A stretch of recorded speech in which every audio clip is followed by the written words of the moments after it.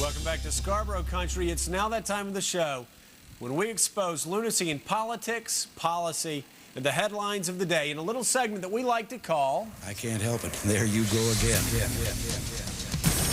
As you know, President Bush is in the Middle East for a historic meeting to help leaders of that region take the first steps on his roadmap to peace. But peace in the United States for Muslims has been an issue ever since the attacks of September 11th. But as my guest, journalist John Leo, wrote in the latest issue of U.S. News and World Report, the number of hate crimes against Muslims is being exaggerated and exploited in order to drive an agenda because, quote, the victim stance works, it attracts press attention, it encourages Muslims to feel angry and non-Muslims to feel guilty. It raises a great deal of money, garners a lot of TV time, and gets the attention of Congress from a lobbying point of view who would want to give up a set of advantages like this. Also with us tonight is Hussein Ibish of the Arab American Anti-Discrimination Committee. I'd like to welcome both of you here. And John Leo, let's begin with you. Those are some pretty strong words. Make your case. Well, the important news is that Arab and Muslim Americans have decided to join the victim culture. This is a big disappointment. We thought after 9/11 that all groups in America would identify with the country and make common cause. But the decision to go victim is a bad one because you take very minor numbers, you project them into a massive trend of bigotry, which there's no evidence for at all.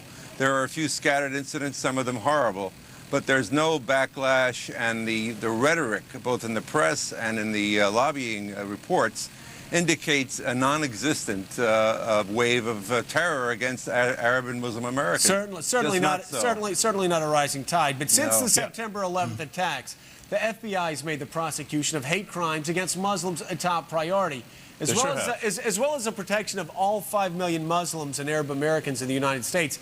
As of the end of February, the FBI has initiated more than 400 hate crime investigations involving Muslim, Sikh, and Arab American victims, with 17 persons being charged with federal crimes, 129 charged with state and local crimes in connection with those investigations. Now, I've got to tell you, Mr. Ibish, 5 million American Muslims or so, 400 investigations, that really doesn't add up to a huge problem, does it? Well, I think there was a big problem, but it was confined mostly to the period immediately following the attacks. I think that we have a problem that's been recognized by the federal government, by the EOC, by the FBI, by the Department of Justice Civil Rights Division. Just go to their websites and you can see they're dealing with it. But, you know, I want to address this accusation, this false accusation, that groups like mine have been exaggerating and exploiting these figures. I want to read to you 3 sentences from the end part of the introduction of our major report, which we just issued on the subject of hate crimes and discrimination, a 150-page report.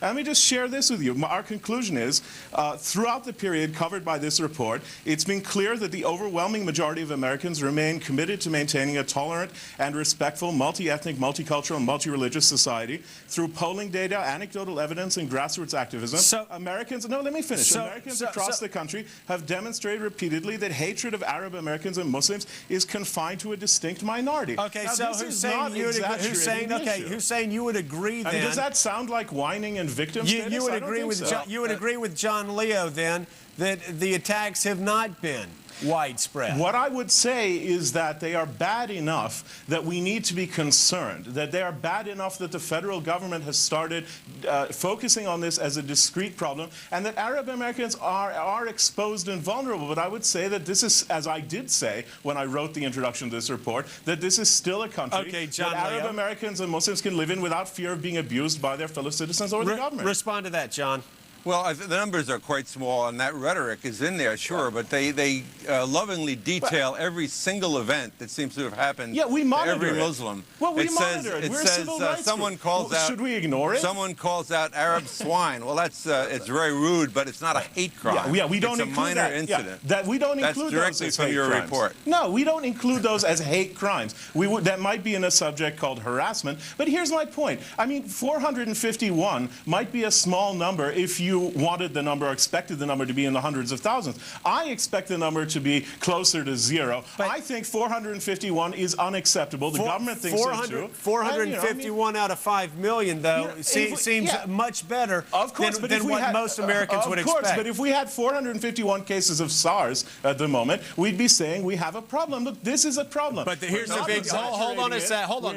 You got to stop talking for 1 second, okay? Because we're going to play side. But again, the big difference is 451 cases of SARS spreads, it would be a rising tide. This doesn't look like a rising tide, but immediately after the September 11th attack, leaders like Mayor Giuliani and President Bush told Americans they shouldn't retaliate against our nation's Muslim communities. Let's listen to the president's message during his address to the joint session of Congress on September 20th, 2001.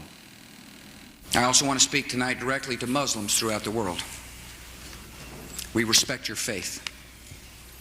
It's practiced freely by many millions of Americans and by millions more in countries that America counts as friends. Its teachings are good and peaceful, and those who commit evil in the name of Allah blaspheme the name of Allah. The terrorists are traitors to their own faith, trying in effect to hijack Islam itself.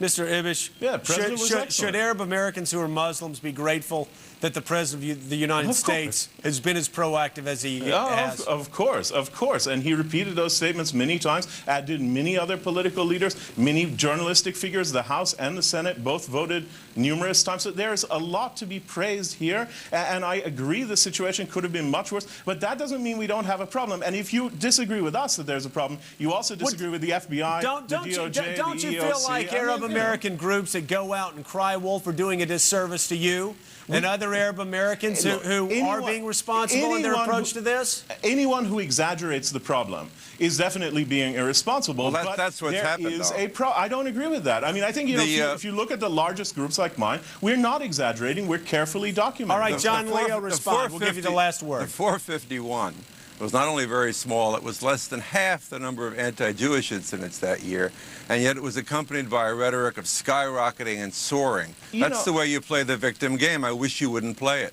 Look, we haven't done that. I just read from our report, and everyone can download it from our website, adc.org, and the FBI agrees with us, the EEOC agrees with us, that this is a problem that needs to be dealt with. If you don't care about discrimination, I can't help that. Okay. I'm sorry. That's not the message I got, and I think